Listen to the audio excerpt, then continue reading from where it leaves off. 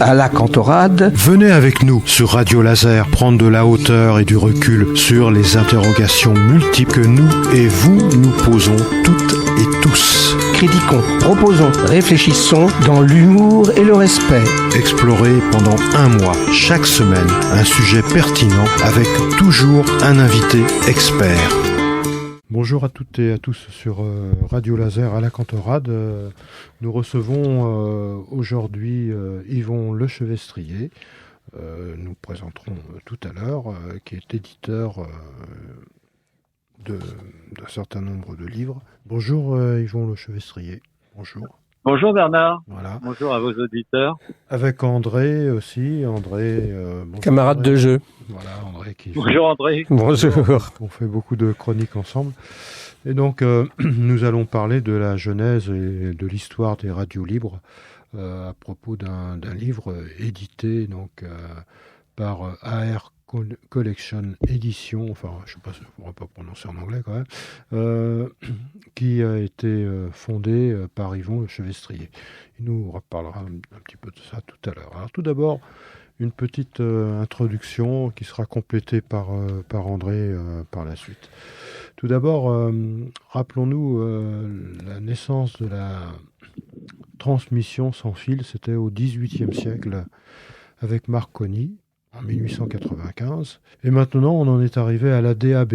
Donc, les choses ont bien évolué, à l'invention du podcast, on en reparlera.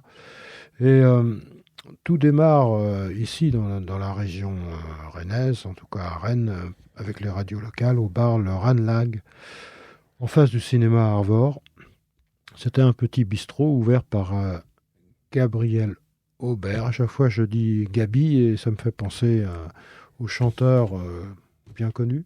Hein, Bachung. Alain Bachung, voilà, oui. C'est ça. Et ce bar a été créé en 1975. C'était un lieu de dialogue, musique, cinéma, débat. Et l'idée émerge alors de créer une radio. Il a fallu l'élection de mai 1981 de François Mitterrand et l'implication de Georges Filiou, qui était ministre de la Communication, pour que les choses avancent un peu plus. Et Pierre Giboire a créé l'association pour la libération et la défense des ondes. Et après quelques oppositions et péripéties, dès le mois de juillet 1981, Fréquencile peut enfin émettre en ouvrant l'antenne par la chanson, justement, d'où un titre du livre, Il est libre Max d'Hervé Christiani. Et pourtant, Pierre Mauroy, alors Premier ministre, était encore réticent. Mais du fond de son bar, Gabi anime le matin toujours son émission Gabi s'éveille, et la création de la radio Rennes du fond de Ranelagh commence. Et donc, ça c'est une petite intro que va compléter André. Je te laisse André un petit peu compléter, parce qu'après il faut que l'on parle avec Yvon. Hein, oui, moi ça va être rapide. C'est juste pour me concentrer un petit peu sur l'ouvrage dont il va être question, qui s'intitule 40 ans d'histoire de radio locale à Rennes. Donc c'est un ouvrage bien ciblé qui ne couvre que Rennes, et même pas l'agglomération rennaise comme on dirait aujourd'hui. Alors, ce qui est curieux dans le titre de cet ouvrage, c'est qu'on a un sous-titre en rouge et jaune et la présentation aussi sur fond noir. Alors moi, personnellement, ça m'a fait penser au rouge et noir, c'est-à-dire les couleurs du Stade Rennais. Et puis, l'expression aussi, il est libre Max, mais plus loin, il est dit aussi, il y en a même qui l'ont vu voler.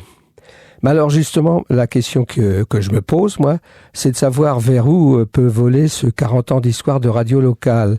Alors d'après ce que j'ai pu voir dans l'ouvrage, eh bien il s'envole vers un public de jeunes qui est surtout tourné vers la distraction.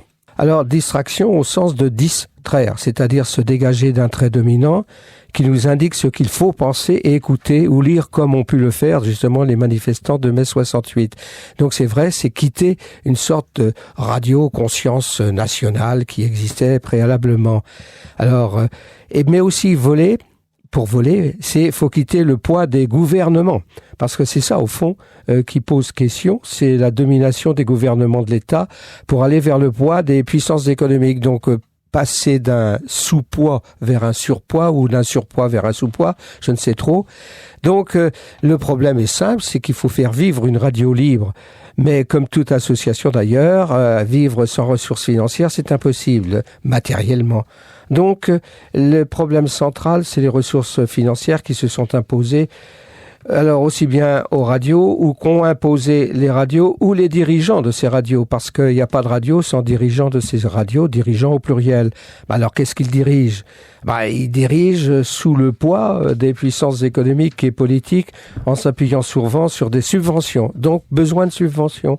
Alors les subventions, c'est l'État, les communes, départements, la région et aussi l'Union européenne.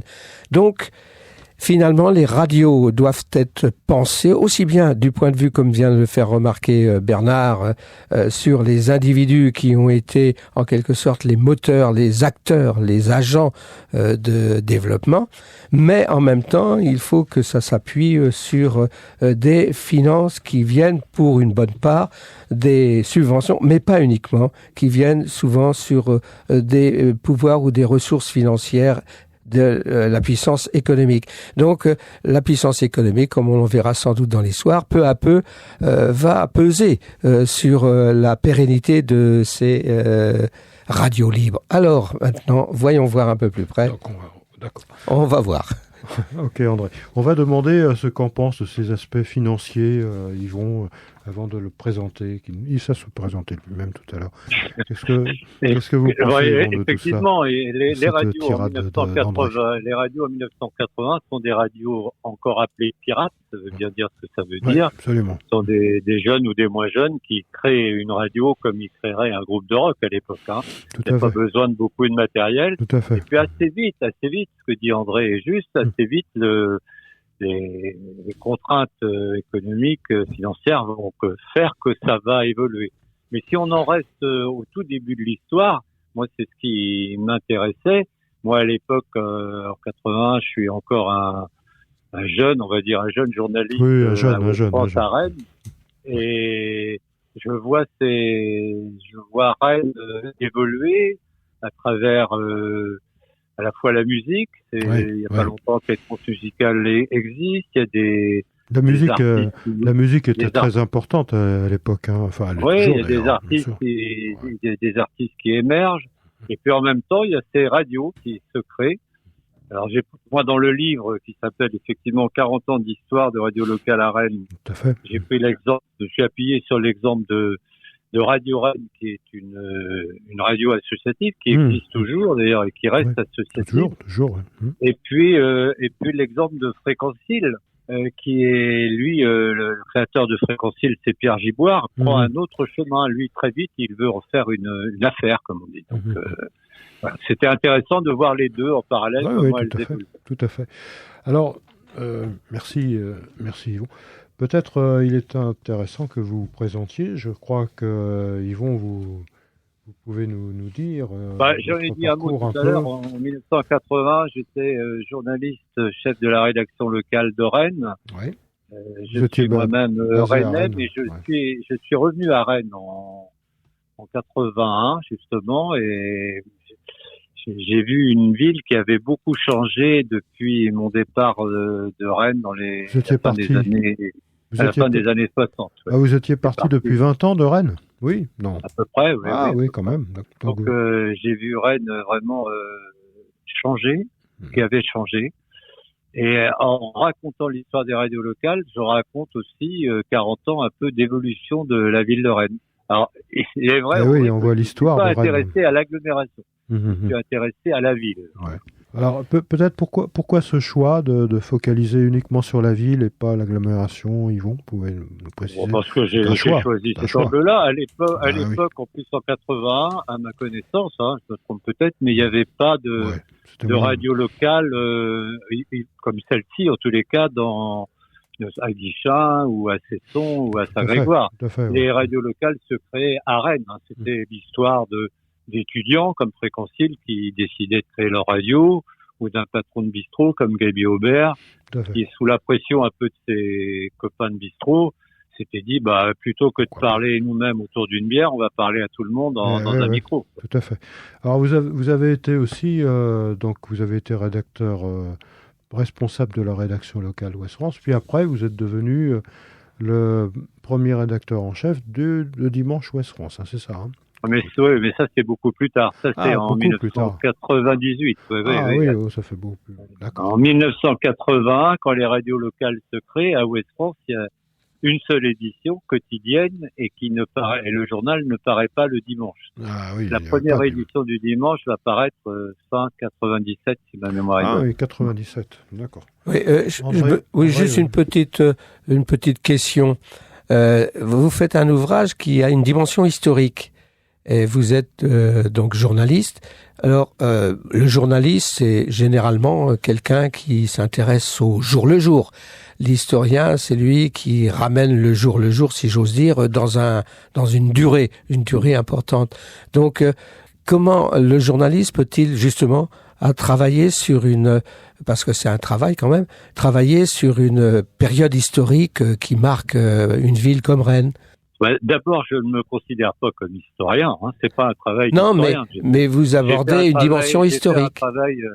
J'ai fait un travail de journaliste qui jette un regard sur le passé récent. Mais il y a eu des ouvrages sur l'histoire des radios faits par des historiens ou des sociologues. Moi, j'ai pas du tout cette prétention-là. J'ai fait un ouvrage, un livre qui raconte à la fois, qui survole un peu l'histoire de Rennes, qui la replace dans une ambiance plutôt musicale, parce qu'à l'époque, les radios, c'est d'abord permettre à des jeunes qui viennent dans les radios avec leurs disques et qui passent leurs disques, qu'ils ont envie de partager avec leurs copains ou avec d'autres personnes, des musiques que l'on n'entend pas forcément sur les radios à grande diffusion, ouais.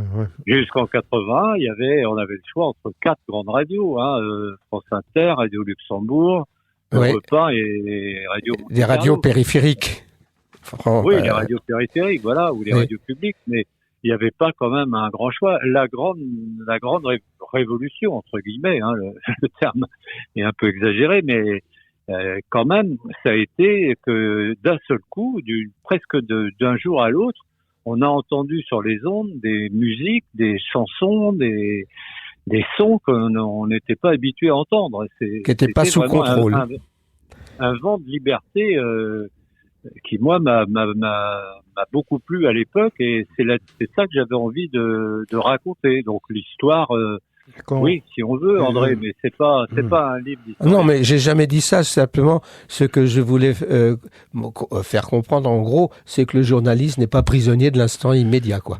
Yvon, quand vous dites que vous avez été étonné du changement d'état d'esprit à Rennes, qu'est-ce qui vous a choqué, cette notion de liberté, rien, ça m'a pas choqué, surtout pas choqué, au contraire. Vous étiez content. Ça formidable. Oui, moi, j'ai quitté Rennes en 68, l'été 68, et j'y revenais parce que mes parents vivaient à Rennes. Mais bon, quand j'ai quitté Rennes en 68, j'avais dans la tête une ville qui était pas très bourgeoise et fermée sur elle-même.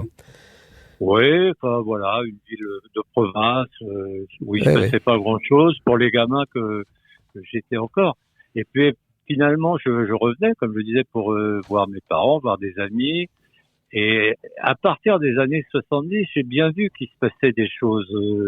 Il y avait des nouveaux bars qui s'ouvraient, il y avait des boîtes qui n'existaient pas quand j'avais quitté Rennes. Il y avait des associations qui se créaient. Et puis il y a eu 77, là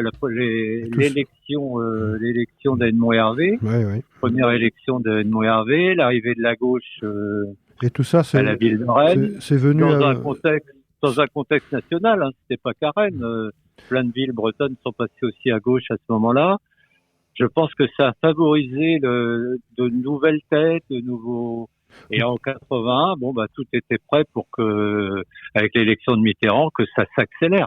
Donc vous pensez que Rennes a été à l'image de l'histoire de la France, finalement, dans son évolution oui, peut-être un peu plus qu'ailleurs au niveau musical, puisque c'est vrai qu'à l'époque, il y a eu des groupes comme Marquis de Sade ou un peu après. Qui sont devenus des gros groupes nationaux, ça.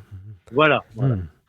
Et qui ont fait que Rennes a été qualifiée un peu rapidement de capitale du rock, ce qui, à mon avis, n'était pas vrai, mais qui a été une ville quand même où tout paraissait possible.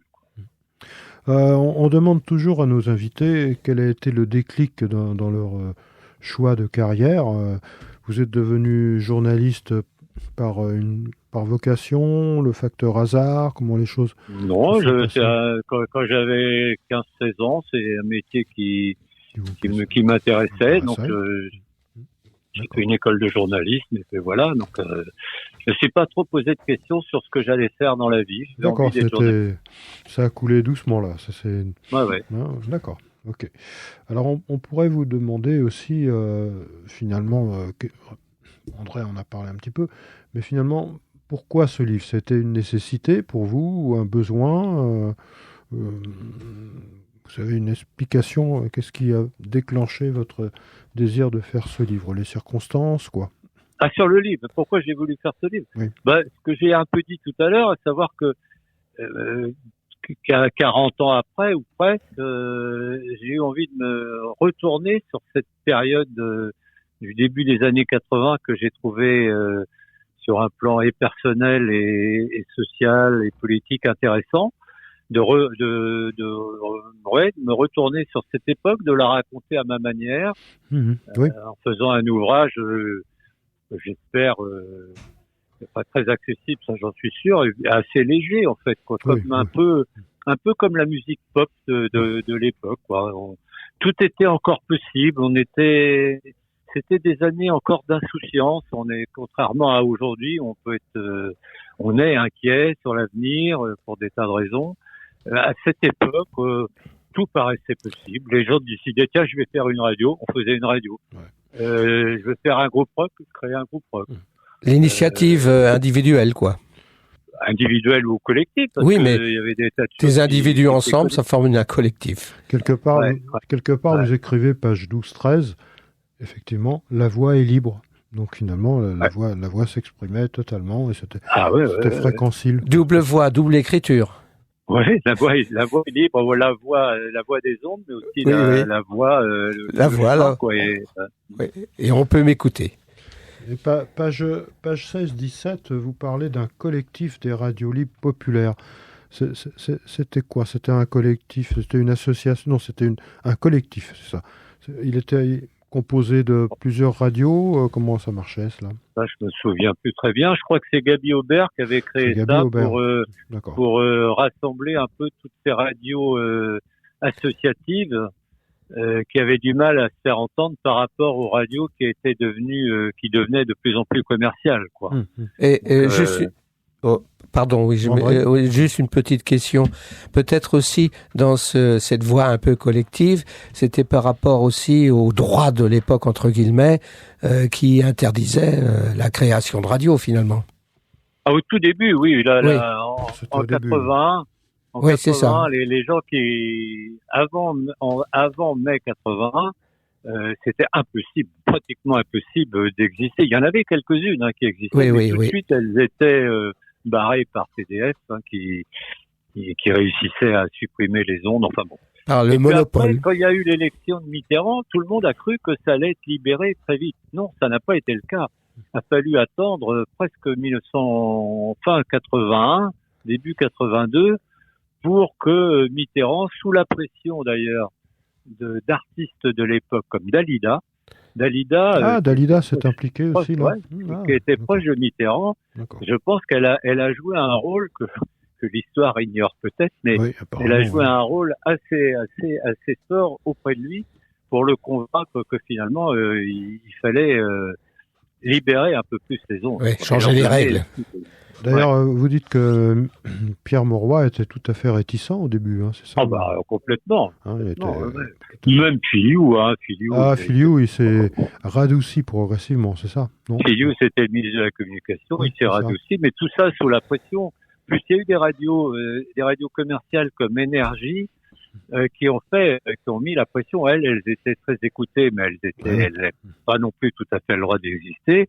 Et un samedi, là, je crois que je sais plus en quelle année, elles ont fait descendre dans la rue 150 ou 200 000 jeunes, des adolescents, Et là, le pouvoir en place s'est dit, oh là là, qu'est-ce qui se passe? Remets 68. Donc on va continuer la semaine prochaine la deuxième chronique, Yvon, si vous le voulez bien. Et on se retrouve la semaine prochaine, d'accord? Alors à bientôt. On vous souhaite à tous et à toutes un très très bon week-end. Au revoir André, au revoir Yvon. Au revoir jeunes gens.